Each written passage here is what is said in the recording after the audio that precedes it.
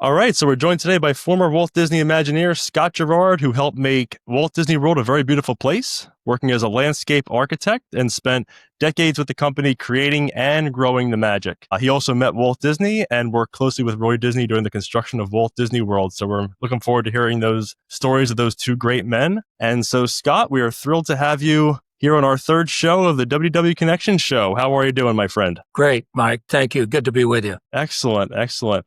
Looking forward to hearing about your journey to Disney. I know you grew up near Disneyland. Sure, you bet. I grew up in Anaheim, South Anaheim, and the Groveland that I grew up on turned out to be 3 blocks south of Disneyland, the property that Walt bought to build Disneyland. And I was about 8 years old, and my elementary school was just kitty corner from the property, Disneyland property. And so, like most adventurous 8-year-olds, I'd ride my bike before leaving school to go home, and I'd ride it across the street and go over and, just see what was going on over at the park.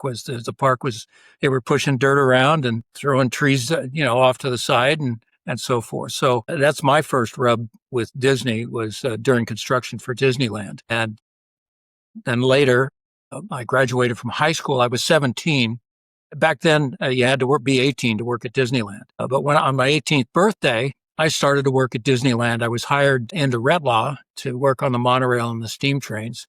I was hired by Jim Cora. Jim went on to become president of Disneyland International and drove all the international park development right out of the gate there. So Jim was my supervisor on the monorail and steam trains, and I worked those 4 years, my college years at Disneyland, and working on the steam trains and the monorails. And those two attractions, they were family owned. Walt owned the rolling stock for both the steam trains and the monorails. The family didn't own the rail lines or the right-of-ways or the monorail beamways. They owned all the rolling stock. Funny stories, whenever Walt was in the park, whenever I knew he was in the park, he'd want to come up and drive the steam trains while the park was open.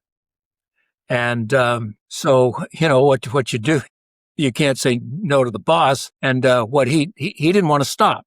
He wanted to just go around the park nonstop. So we'd make an announcement if it was on a train that if I was in at Main Street Station and Walt came up, and we'd make an announcement for the guests who were already on the train and say, we're not going to make any stops. If you want to get off and wait, you can wait. Well, nobody would get off. They all wanted to ride with Walt. And if it was a 2-train operation, we'd have to move one train off on a spur down in Frontierland. And again, I've been on the other side of that down in Frontierland where we'd have to move the train off onto the spur. I'll get off the main line. And we'd make an announcement about, where Walt's going to come by. And if you want to get off and wait here in the station here in Frontierland, well, again, nobody get off. They wanted to see Walt. And once the main line was cleared, and a few minutes later, here came Walt rolling down the main line from Main Street to Frontierland and around the park 3 or 4 times. Kind of fun. That sounds really exciting. And what goes through your mind knowing that, I know you said you met Walt Disney and you see him, basically playing with his toy. Disneyland was his place. He'd ride his fire truck around Disneyland and he would enjoy it just as much, if not more, than the guests. And this was his favorite place. And he was very patient with the guests and he enjoyed being out in the guest areas and just talking to the guests and hearing what they had to say. One occasion that I value, it was the summer of '65. They were bringing Great Moments with Mr. Lincoln back from the New York World's Fair, and Walt was staying in the apartment the last few nights before the opening in the Opera House. And that summer I had an opening shift on the steam train, so I'd open up Main Street Station. And one morning I was crossing Town Square, and Walt was going east toward the Opera House where they were installing Mr. Lincoln. And of course, I was in costume, steam train conductor costume. And Walt stopped me and he looked at my name tag and he said, "Scotty, you like working on the steam trains?" And I said, "Yes, sir, I sure do." And he says, "Well, I do too." And he invited me to sit down on a bench there in Town Square. And he was very inquisitive. He asked me, where I was from and was I going to college? And how did I come to work at Disneyland? What was I studying? I had told him, I said, well, I'm studying landscape architecture. And he said, oh, he says, you need to know Bill Evans. Well, I had met Bill a couple of years before while I was working at Disneyland, because I studied at Cal Poly, Pomona.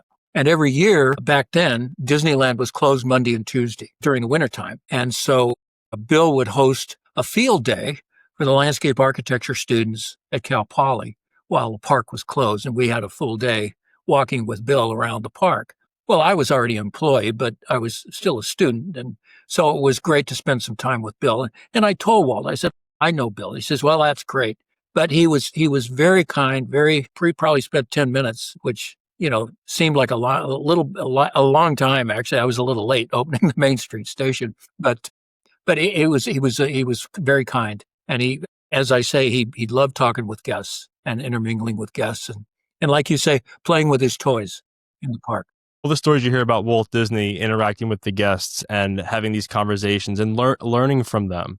And you had that opportunity. Now you're speaking with Walt Disney and working with Bill Evans and being in that environment, thinking like these names, obviously Walt Disney and Bill Evans and Jim Cora, some pretty big names at the company at that time. And did you think that in your future that you would be at Disney in this role for so many years? Never while I was at Disneyland. Back then they had what they called a biographical summary. It was like an 11 by 17 fold over document that you could fill out. And it was like an employment application on steroids for people that were already employed. And they were interested in knowing, what your major was and would you consider staying with the company and would you ever consider relocating, those kinds of things. And this is pre-computer days, and everything was hard written and hard filed. And I filled that out. Let's see, I started in 64. I filled it out about 1966. So I was studying, and so come 68, I'm getting ready to graduate. And I was working the monorail one day, and I see Bill Evans come up the speed ramp in Tomorrowland on the monorail station. And he came out on the platform and he walked over to the foreman and they were talking, and the foreman turned around and he pointed at me. And Bill came over and he said, he introduced himself. And I said, well, Bill, we've met, I've been on a few of your field days. And he goes, oh, yeah, great. He said, well, listen, he said, says here that you're a landscape architect. And he had that biographical summary that I'd filled out 2 years before. And I said, well, I will be in a couple of weeks when I graduate. And he said, well, I've tracked you down. He said, I thought I'd come see if you wanted to come up to WED and give us a hand. We're doing this thing in Florida. Project didn't have a name back then. It was just Project Florida. We're doing this thing in Florida, and would you like to give us a hand? And I think back now, I still can't believe the words came out of my mouth. I said, well, Bill, I always imagined when I graduated, I'd go out and get a real job. Thinking, my frame of reference was working at Disneyland for 4 years, weekends and holidays and summers and so forth. And he said, he was very kind. He said, think about it and let me know. He gave me his card. He said, think about it and let me know. So I went home that afternoon after getting off work. And I was at home and I thought, what in the world is wrong with you? Are you kidding me? I got on the phone first thing in the morning. I called Bill over at the park in his office and I said, count me in. So after graduation, a few weeks later, Bill arranged for me to be transferred up to WED in Glendale. And that's how I made the transition from Disneyland to WED. And yeah. And at the time, he was transitioning down to Florida. So we really hadn't started a lot of the design work, landscape design work for the park. And so I got assigned right away to doing some architectural drafting I was assigned to the Main Street team, which was the art director for Main Street at the time was Fred Hope Sr. And so I was assigned, I did some drawings for the Main Street Railroad Station and City Hall, a couple of other buildings on Main Street, just doing some architectural drafting for them and supporting that effort. And then once Bill got moved down to Florida, then he began commuting back and forth and we began the design work in earnest. When you officially joined WED, were you making those trips back and forth to Florida, or were you stationed No, mostly not in right away. California initially? No, Okay. I didn't commute to Florida for the first phase back then for Walt Disney World, the first phase. I was in Glendale for maybe 6 or 8 months, and then they relocated me to Florida. But I didn't travel back and forth for business. That didn't occur until we were doing, after Bill had retired and I took on his mantle and we were doing Epcot. They sent me back from Florida to Glendale to do Epcot. And then 6 months later, we signed the deal to do Tokyo. And so we designed those parks, those two parks on parallel tracks, halfway around the world from each other, Epcot and Tokyo Disneyland. 6 months off track from each other, just 6 months. And so I did a lot of traveling. I was back and forth between Glendale and Orlando and Tokyo and whatnot for 4 years. When you think about Epcot in Tokyo, almost at the same time, like 82 and then 83, openings, undertakings of getting that complete. Massive. Talk about impressive project planning. I mean, the team involved to get that done is just Great team. And the effect that, the following that they have today. I mean, Epcot and Tokyo and really all the Disney parks, people love them. Yeah. And the reason why I want to have these conversations is just because guests go to these parks and a lot of them, the everyday guest does not always think about the people that were involved in making these dreams happen, making these things come to life. And so you eventually worked your way to Florida. I was sent down there in 69, late 69. First job was I drove around Orlando, the old residential areas in Orlando, Winter Park and College Park and whatnot, looking for big trees.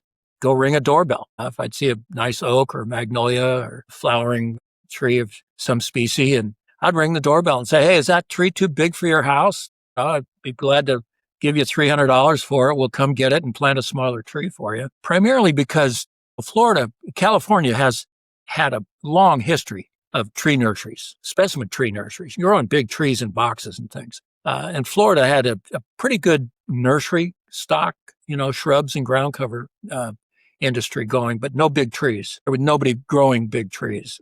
So we had to go out and collect them.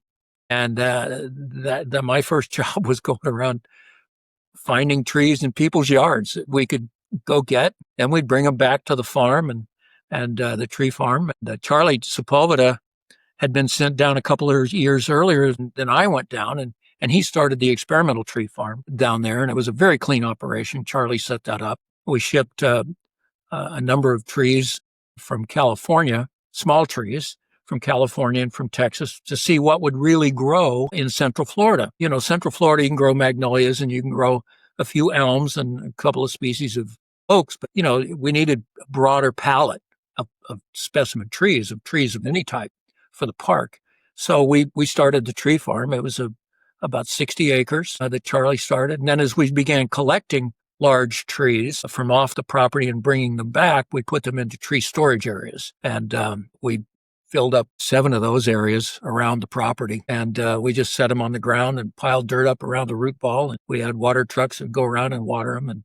And we were doing that while, there was all this underground utility work being done, getting the site ready and the project coming up out of the ground. We couldn't get into a lot of areas. Now, we got around the Big River and Tom Sawyer's Island, and we did some work in the jungle planting, but the park in general, we really didn't start working landscaping that until 10 months before opening, which is shocking when you think about it. It is shocking. That's one of the common things I hear when a lot of these pictures we post of the construction. A frequent comment is, how did you guys get it done so fast? You talk about the landscaping and there's no trees, there's no sod, and all these things got done in a short period of time. And that's just remarkable that, you and your team were able to get that done so quickly. You're probably working around the clock. Your team's... Well, in many cases, we were working around the clock when we had access. And, coordinating access when you had a big tree, you had to know, for example, getting into the park with the last of the big trees, we had to know, say, when the last monorail beam was going to be placed, and, when and where. And so we could make sure we were there before that beam went up, because once the beam went up, we wouldn't be able to get under it with some large trees and so forth. So, a lot of coordination going on with that. And crazy things happen during construction. Here's an example. Yeah, I often get asked questions. Yeah, how did you find all the manpower to do all of this? And, we never seemed to have a problem with labor. There was always, we could find enough labor. What was hard was finding, a foreman type, supervisor type personnel to help us that knew how to read drawings and landscape plans and how to drive a crew and schedule work and work like that. We hired one fella who was had a nursery there in Orlando, and he was kind of a crusty old guy, and we were planting Tom Sawyer's Island, and he was new. It was his first day, and we hauled there was no water in the river, so we were driving trucks down into the bottom of the river, big river there, the Rivers of America, and we were offloading these pine trees in 7-gallon cans. They were probably 5 or 6 feet tall pine trees. We were planting them on Tom Sawyer's Island. The island didn't open for a couple of years after the park opened, but we were planting the island so that the island would grow and look pretty great when the island did open. But so he had this plan, and I was telling him, just starting to, and he kept, get back away from me, kid, you bothering me. At the time, I was 22 or 23. I felt like I was the youngest person on the site, and so I said, okay, fine. So I got in my truck and went on. I had other site responsibilities to make sure everything was going and the landscape was being installed per plans and so forth. And I came back midday, and he had planted those pine trees on Tom Sawyer's Island. And you know how the slope on it's like this. He had planted those trees like this instead of like this. It looked like wild hair on a dog's back on the slopes of Tom Sawyer's Island. And I said, that's it. You're done. I canned him right there. So crazy. Once that was done, you had to uproot them and replant them. Yeah, I just turned around to one of the guys on the crew. I said, come on, you guys, let's correct this. Let's get them upright. And they did. They did. Dick Nunes find out about this? No, Dick didn't see it. Okay, good. Because that's something that should be hidden from Dick Nunes. Yeah, Dick was a huge fan of landscape. He always has been. You probably heard the story about in the final days, we called it the final flail. Everybody just flailing away and just laying sod, just throwing sod. Hundreds of people, hundreds of guys out there throwing sod on the roadsides. And, and that's not even the story of Contemporary Hotel. Well, that 18 acres of sod was laid overnight before opening. But Dick would always ride by whenever there was somebody throwing sod on the ground, and he'd roll his window down of his car and he'd yell, green side up, green side up. Because he always thought, if you got a job throwing sod, you may not know what side to throw. You never know. I love hearing that story. It's one of those classic Dick Nunes stories. You mentioned you went to people's houses to see if they wanted to have their trees removed, and then you replace it with a smaller tree. Walt Disney World's planning obviously was, well, at that time it wasn't a secret. So did you tell them who you were, that you're with Disney? I had a company pickup. Yeah, I had a company pickup truck. A lot of people, once they found out, oh, it's going to be at Walt Disney World? It's going to be at Disney World? Oh, yeah, sure. That'd be great.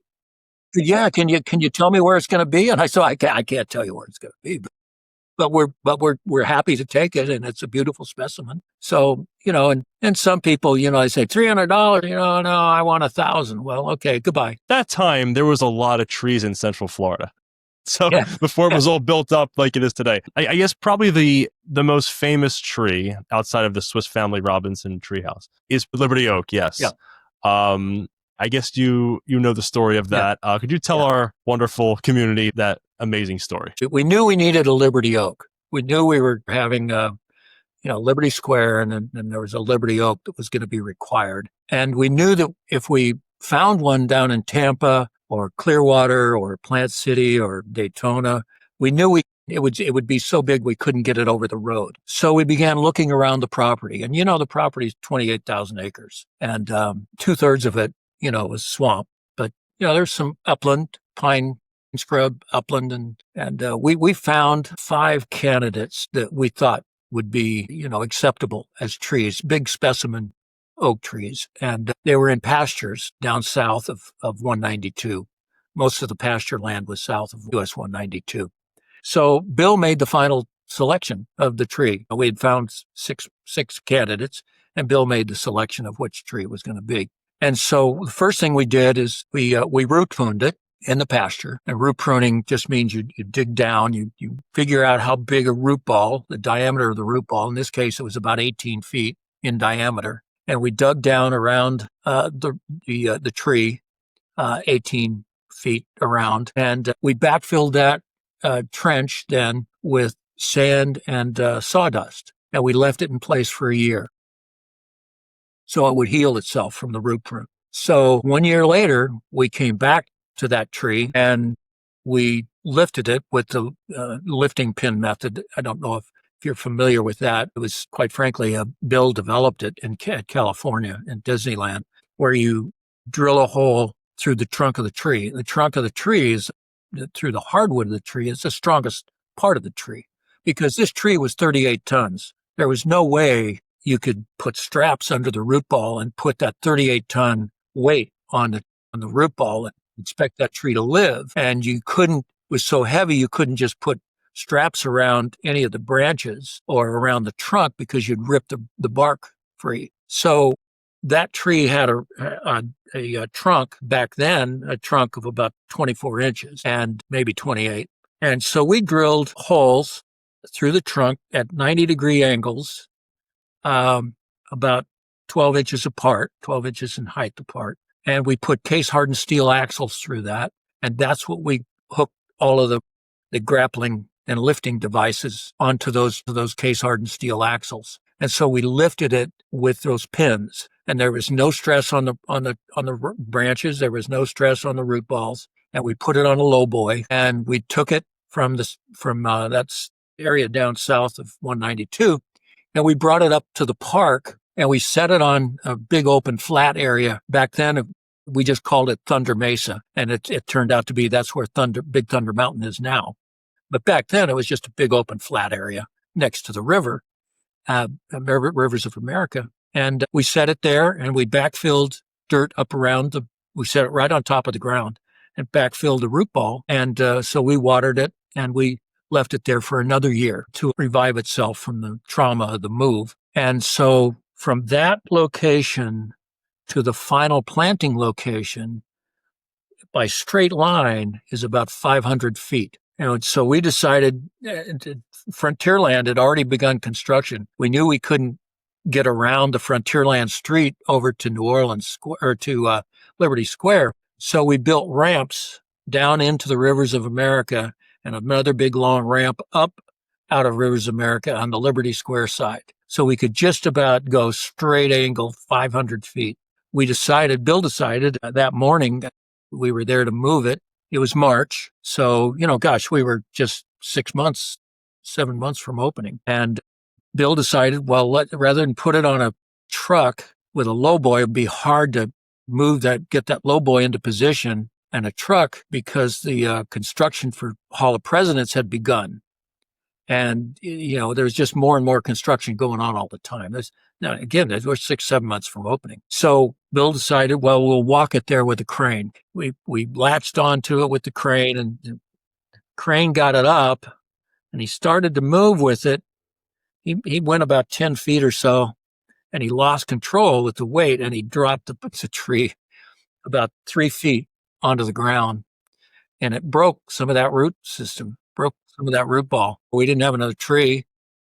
And it was a section of the root ball that was broken. And so we decided we'd keep moving. So from that point to the final planting operation over in front of Hall of Presidents there in Liberty Square was 8 hours. That's how long it took to go 500 feet and to get the tree. So it took 8 hours. And what happened was, once we got it planted, then they built the stacked stone wall up around the area. And since it was March, we were going to watch through the growing season before opening, and see if there was any deleterious effect as far as, leaf sprouting, the spring growth on the crown of the tree. And sure enough, by June or July, we could see that there was less growth on the broken side of the tree that had the broken root ball. So we immediately went back to the farm and we cut 12 uh, twigs, if you will. They were probably half-inch in diameter, oak branches, and they were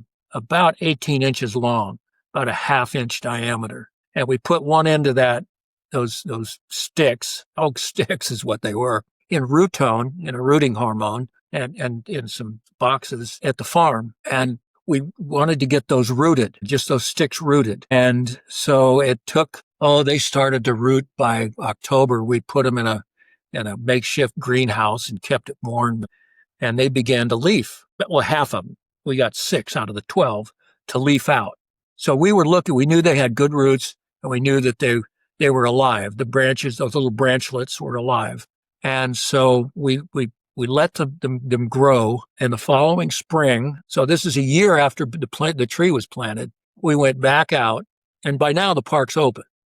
And we went back out, and on the broken side of that root ball, we planted those 18-inch sticks rooted into the top of the root ball on the broken side, just around that side, and we let them get rooted, and we just had them there leaning against the tree. And about 3 months later, we came back and we grafted each one of those sticks into the main trunk of the oak tree. So you had 6. It's called an oak root bridge, and so we grafted those sticks into the side of the main trunk of the tree. And so those little feeder roots of those 6 little oak branch sticks was feeding the side of the tree that the main ball was broken. And the tree then the crown of the tree began to leaf. And those were in place about 2.5 years, maybe about 3 years, I guess. And by that time, the root ball had healed itself down below, and we were able to take those 6 branches off the tree, and the tree was on its own. I mean, the other alternative was, what are you going to do? Take it out in firewood size wood, and you'll never get another tree that size in because of the construction park being done. So it was quite an incredible journey for that tree. It's not just getting a tree and moving it. It took years. And you saved the tree, basically. And it looks great. It looks great. We estimated it was 125 years old, Okay. and that was 1970. So yeah. another 50, 55 years. Weather is different in Central Florida than it is in Southern California. And I remember when I was in Southern California, it seems like it's beautiful all year round. In Central Florida, as you know, it is hot and humid, and it rains a lot. How did that affect the work that you do? Well, in the summertime, it rained every afternoon at 4:00. And, then the sun would come back out and the humidity would go sky high. It was, for me as a Southern Californian, I'd never been any place so hot in my life. It's just hot and muggy, and, but you just learn, you move from your air conditioned car to your air conditioned office to, your air conditioned apartment. Oh, you had to be out in it in the daytime. It can take a toll. Actually, it wears you out. The weather. I always said, it's nothing between Orlando and hell but a screen door in the summertime. Good point.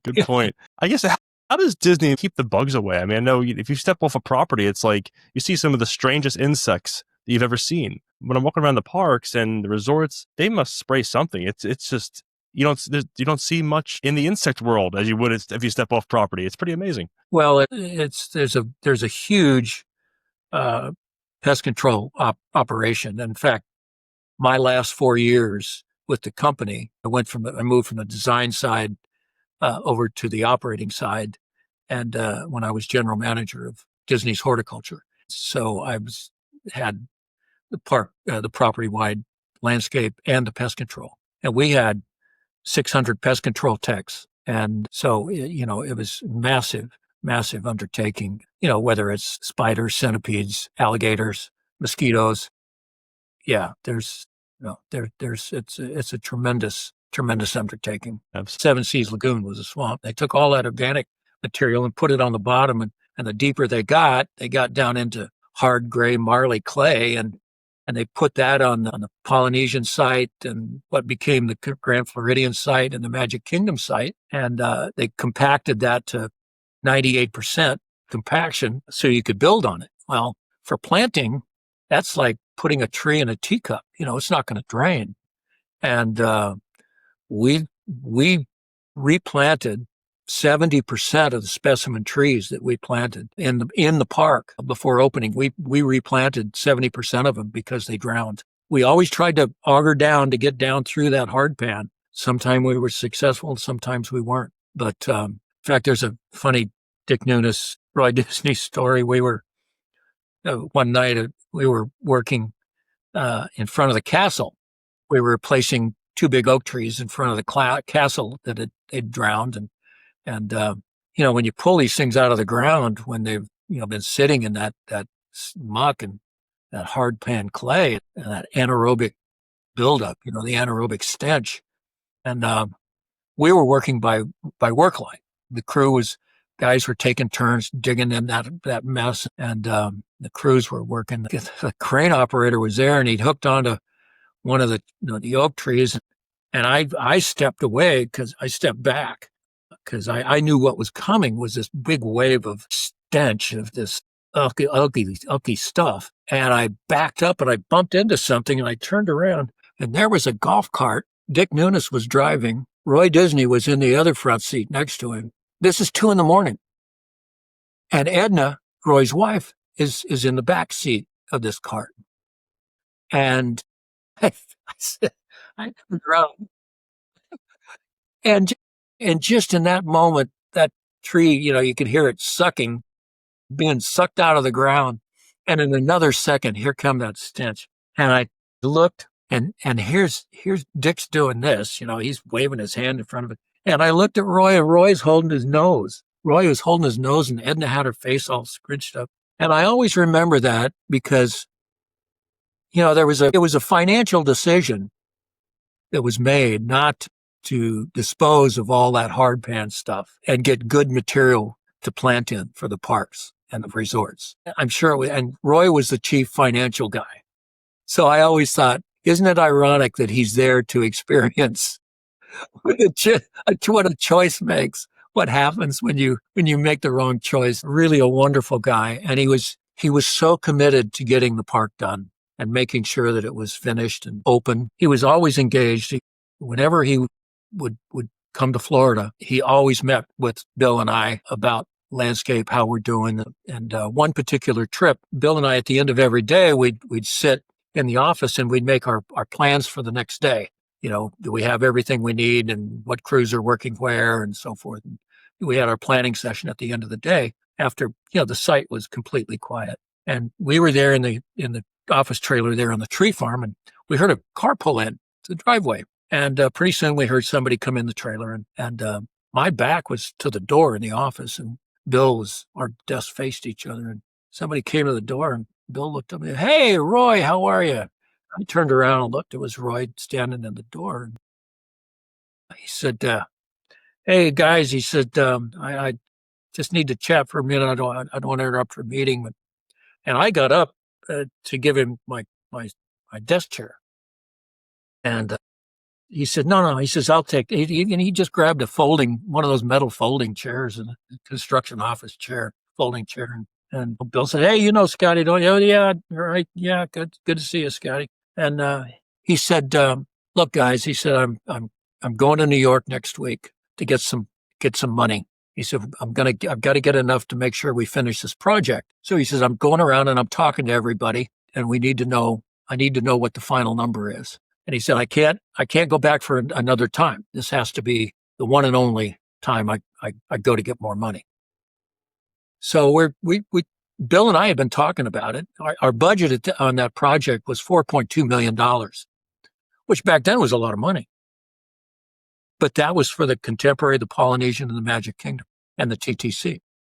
And it was a lot of money, but it just, quite honestly, it wasn't enough. We needed another $400,000 or $500,000 to finish the job. We could see that. So Bill said, "I think we can get it done for $500,000." And Roy said, "Don't, make just if it's another number, you just tell me what it is." He said, "No, I think we can do it for $500,000." So Roy finished his audit of around the property, and next week he had apparently gone. I think he went to Chase, Manhattan, bank, and he borrowed some money, and at a very preferred interest rate. And he turned around and he loaned that money on a shorter term at a much higher rate. Chase found out about it and wanted to call the loan. And they were furious. They said, you said you were going to use that money to finish the park, to finish the project. He said, I'm going to use every penny of that money plus the additional interest, the higher interest that he was charging on the loans that he had put out on shorter term. So that's how smart that guy was. And it worked. It worked. But Roy was just a prince of a guy and totally committed to getting the project done. Really do wish there was more visibility for Roy. I know Walt Disney Walt Disney, Roy Disney, two of our favorite people as we are fans of this company, and for you worked for the company for so many years. Roy Disney was really the driving force for getting a project of this magnitude completed on time for his brother. And he was a very humble guy, from what I understand. He didn't really care too much to be in front of the cameras, which is probably why you see there's a handful of pictures of Roy Disney. He didn't want to be in the limelight, and he just wanted to get this project done for Walt and for the fans of Disney and for society and for the world. And this was such a big project that he gave his last bit of energy for. He passed away a couple months after Walt Disney World opened. Right. I think after the opening celebration, I don't think he returned after that. I think he didn't have the opportunity to. Passed away in December. He passed away of that same year. I don't recall that he ever came back to the property. Yeah. After he had left after the grand opening, because he was retiring at the time when Walt passed away in 1966. Correct. And then he jumped back on the horse and said, "We're going to get this project done." And I feel that in a way, because Walt and Roy, as you know, partners for their entire life, and they had arguments. They also loved each other and respected each other. Walt was the dreamer. Walt came up with the ideas, and Roy had to find a way to get them paid for. He had to find a way to build his castles, right?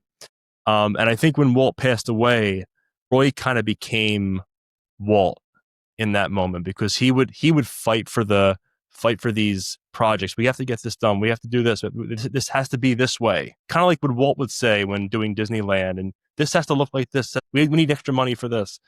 And Roy he became the Walt, the dreamer and the financer together. Yeah.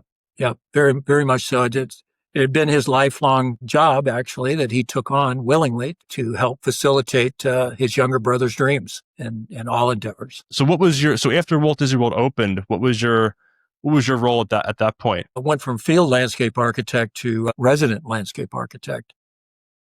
So, the company continued to pour more money into the park, opening, the Tomorrowland. Tomorrowland wasn't there when the park opened per se. And, so, they kept building Tomorrowland and Tom Sawyer's Island and Caribbean Plaza with Pirates of the Caribbean. So, it just kept rolling along. Then, of course, Lake Buena Vista, the community of Lake Buena Vista in the mid-'70s started to be developed. And Jack Olson, corporate VP of merchandising, drove that effort down in Lake Buena Vista with the shopping village and the Empress Lily and Riverboat Restaurant, the townhouses, the tree houses, the Lake Buena Vista Golf Club and course. So the property just continued to expand and grow over the years. So that was pretty much it until I got tapped. They said, you're going back. Epcot's going to go forward. I remember walking into Epcot as a kid, and everything just looked like it was like a perfect world, right? Kind of like when you walk down Main Street for the first time, and everything was just so big. All these large buildings, these big pavilions, and like you've never seen something like this before. It's walking under Spaceship Earth. Like what is this giant, as they called it, this big golf ball, it's like It's like this amazing structure. And this is why you want to learn about how these things were designed, what went into designing and building these amazing pavilions. And in the case of landscaping and making Epcot look beautiful. What was your role in the Epcot story? Bill was forced to retire in 75. And so I took on his mantle, and and I was still in Florida.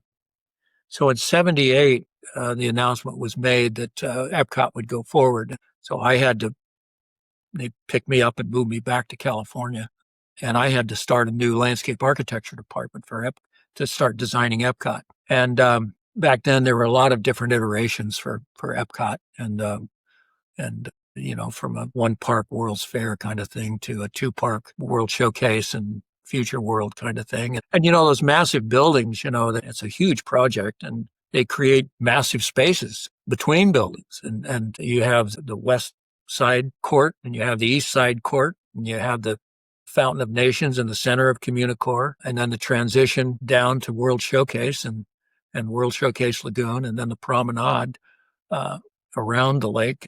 Walt discovered very early on, in fact, back at Disneyland, there were always competing voices with the various designers, building designers. They wanted to have control over, what happened outside their building, and Walt learned early on that wasn't going to happen. That wasn't going to work.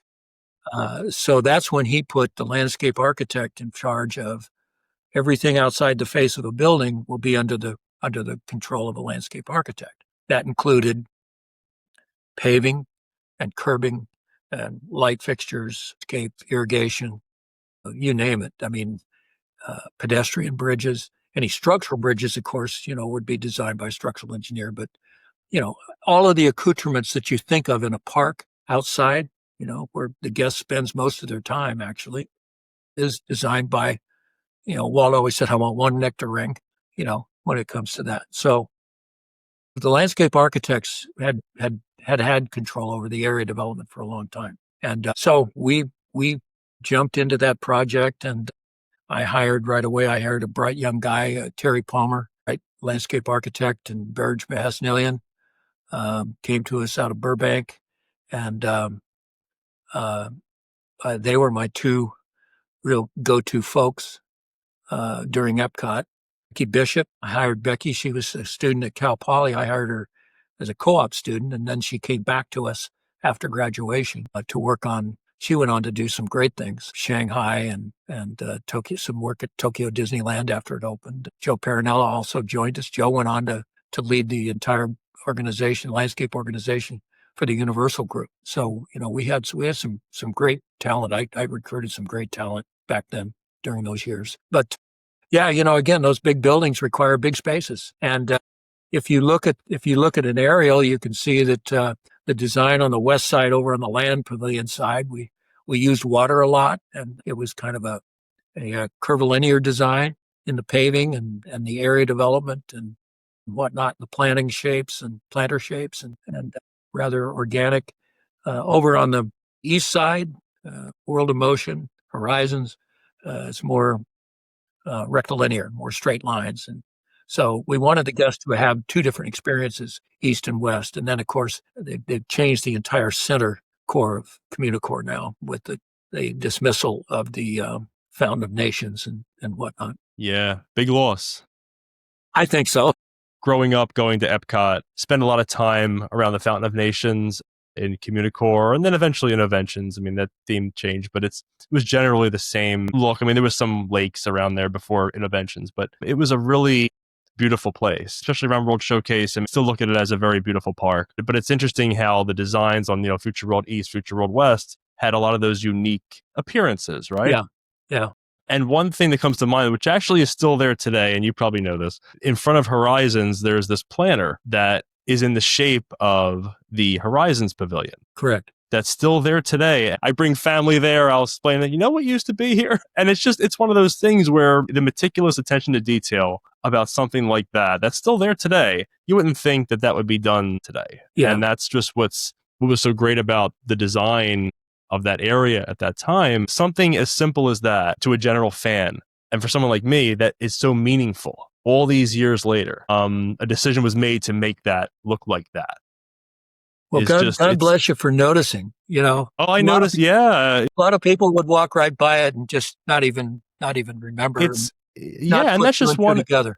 Right. And that's just one example. I'm sure there's others as well. And the designers you included, I mean, at that time, looked at the big picture. looked at like, this is what this area should look like, and not necessarily thinking that, someone 40 years later is going to say, you know what, I noticed that, but people do. I mean, I'm not the only people that people that are in the community, they say, oh yeah, there's the Horizons planner. And yeah, it's a fun story, and it's a fun discussion point. It's those things that are so important to people like me and others who are fascinated by the design and the history. And so you were in charge of designing the exterior of a lot of these pavilions.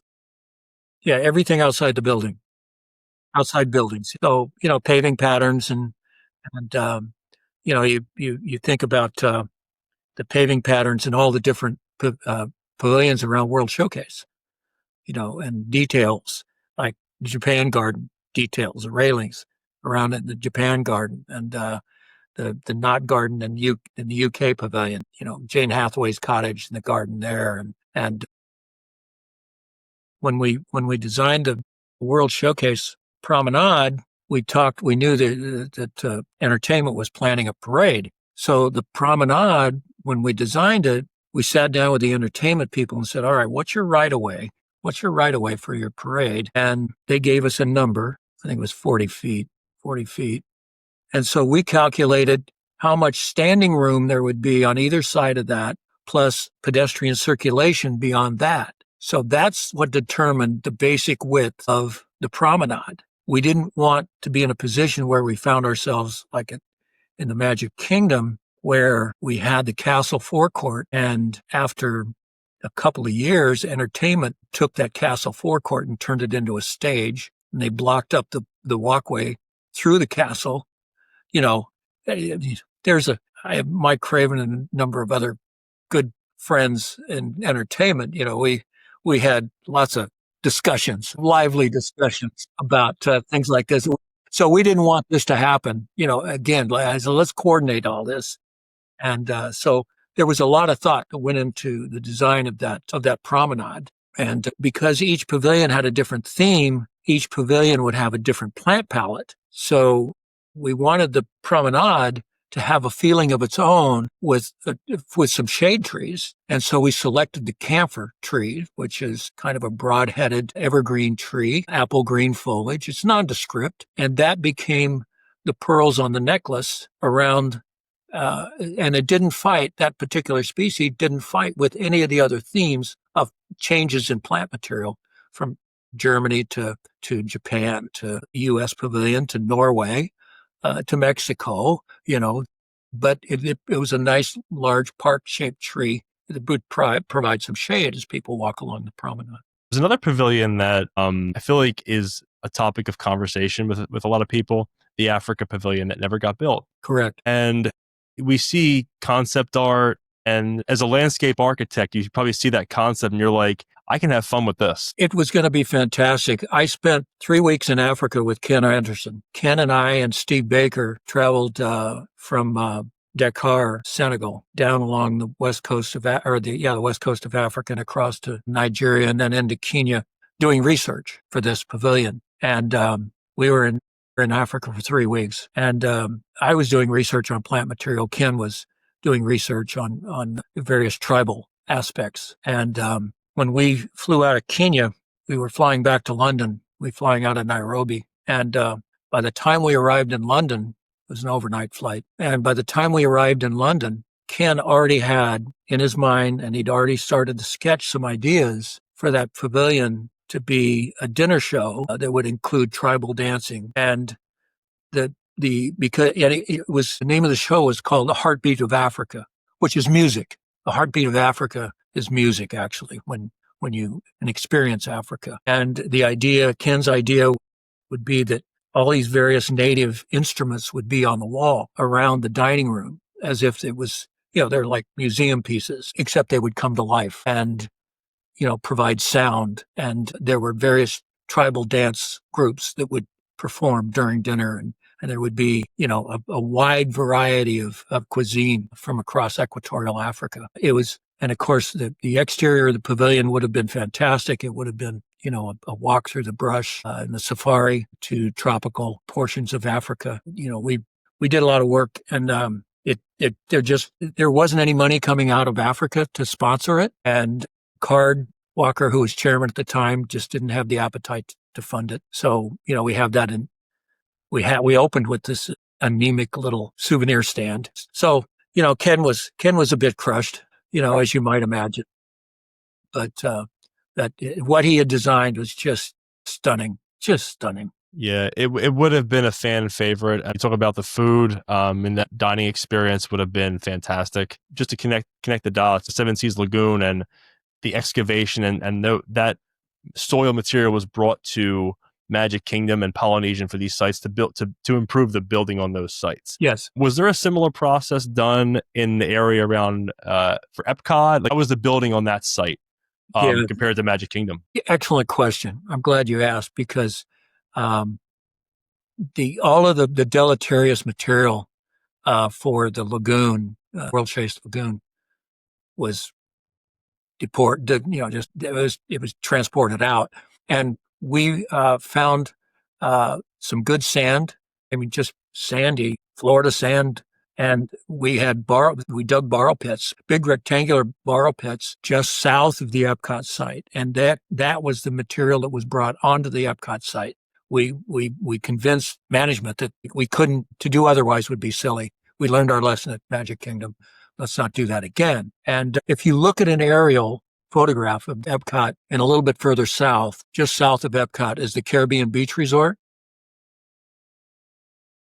And if you look on the aerial, you'll still see there were 3 or 4 borrow pits that were kind of north-south, kind of long longitudinal rectangles. A few of them have been reshaped to be part on the edges of the Caribbean Beach Resort, but you'll still see the footprint of those borrow pits. I've seen a lot of aerial views, and I'm picturing that, and I'm saying, like, oh, that's okay. Yeah, take a look. There it is. You'll see.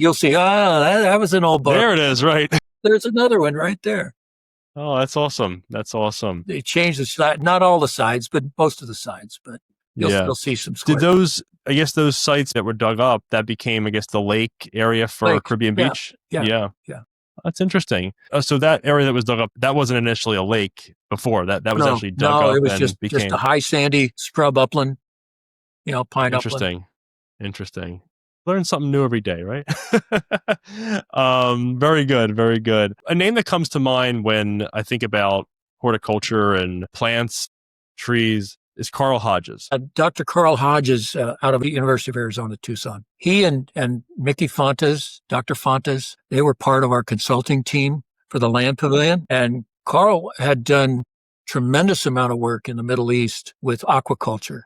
And that's what drew us to him to begin with for the Land Pavilion, for the aquaculture aspect. And he was growing tilapia, farm raising tilapia in the Middle East, primarily to feed population with good protein, easily grown, easily farmed. And so I got acquainted with Carl Hodges through that process. And we worked very closely with Carl and Mickey Fontes on the development of the Land Pavilion. One time we flew down to Puerto Penasco, which is right down in Mexico. It's just across, not far from Tucson, down into Mexico. And University of Arizona, Tucson had a lab down there that they were growing shrimp, farm raising shrimp.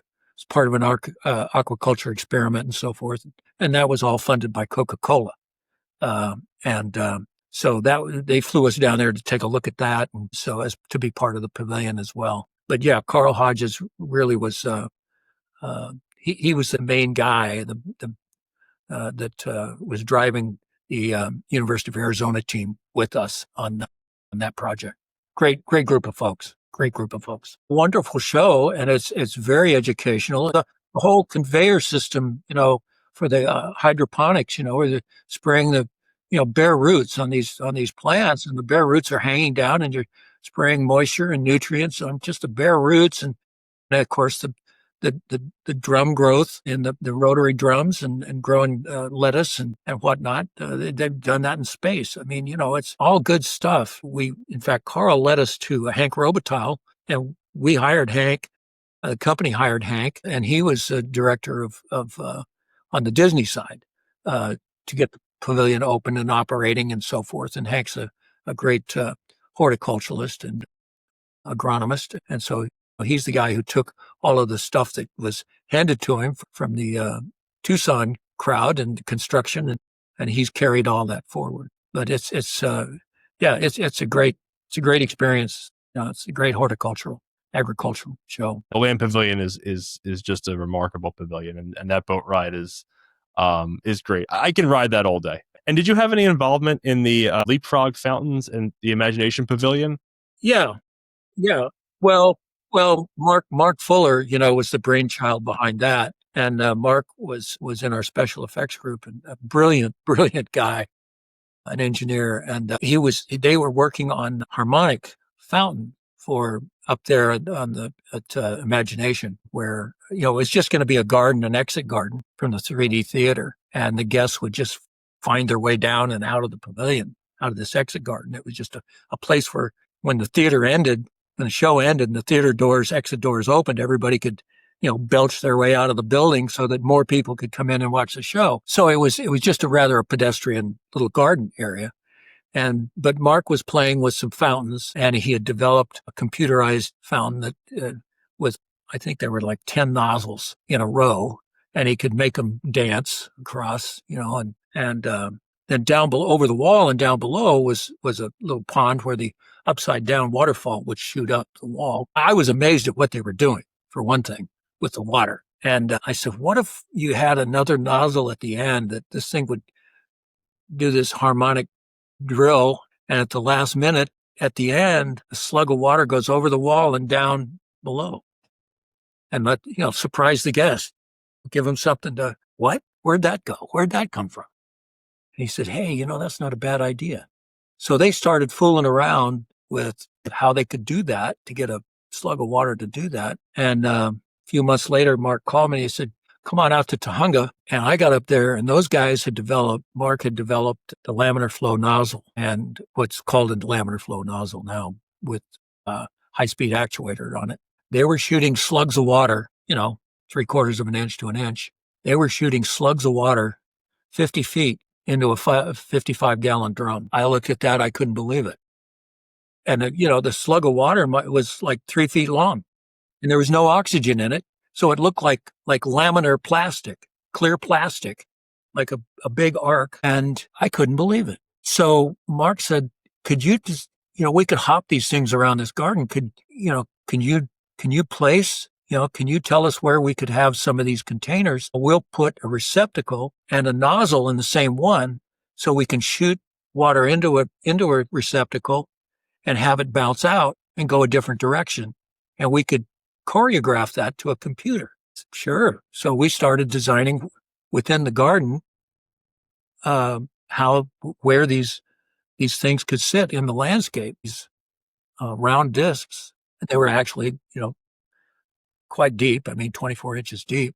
Take the nozzle and a reservoir and so forth, and so that's where that all started, and that's what happened. It turned a very passive garden into a very active and interactive garden for the guests. Seeing all this kinetic energy as you approach these fountains, not expecting it, and then it's like, oh, there's water jumping around. Like, this is the guests really can't see, the guests going into the pavilion can't see that space. Right. It's like the fun never ends, right? You go into an attraction, you exit.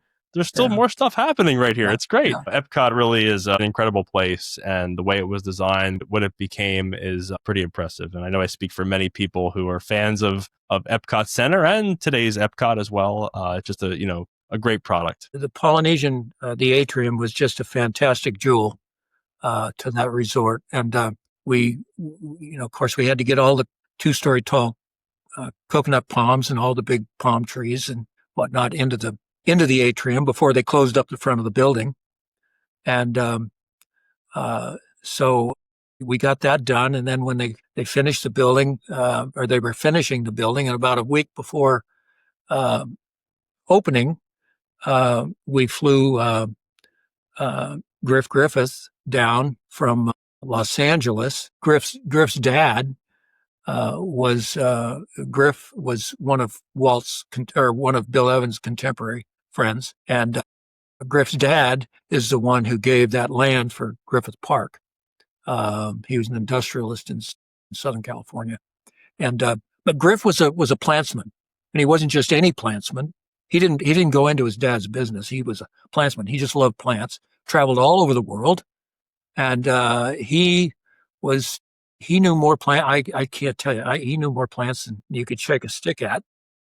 So Bill sent the plan that we had developed for the pavilion or for the atrium. And he said, tell us what you need, and we want you to come down here and help us plant it.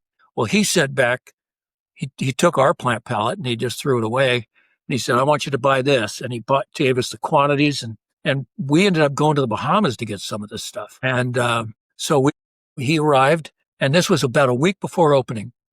And the Polynesian, it looked like it was finished, except, we didn't finish the outside till the night before opening. But this was the week before opening. We gave him a crew of support people to handle plants, and he had it all in his head. He didn't have it on paper, but he took all of that plant material and he planted that atrium with 3 or 4 guys, and he told them all where it was going to go. And it was just stunning. That's incredible. Thanks for sharing all these wonderful stories. And Scott, I'm amazed that I had the opportunity to speak with people like you who have been there and have made this place look beautiful. And I'll tell you, Walt Disney World and Disney parks that you were involved in, they're more beautiful and they're a great place because of Scott Girard. And so thank you for all the work that you've done making this place memorable for all of us, and the reason we still keep going back. Well, if I might say one thing, a couple other folks that you've talked to, I know Jimmy Sarno, you talked to him, and I still haven't seen the entire podcast, but I'm going to. There's so many of us that appreciate folks like you and some other podcast folks that we talk to and that are interested and want to share some of crazy stories and history and so forth. We're grateful that you carry the torch. Thank you, Mike. I appreciate it. Oh, it's my pleasure. If you ever want to chat again, let me know. Oh, you're always welcomed here. You always have a seat here at the show. And so we'll definitely be in touch. Thank you for your kind words, and thank you for the time that you've taken to speak with me today. Just great stories. And thank you again, and have a wonderful day. And we'll definitely talk soon. Thank you so much, Scott.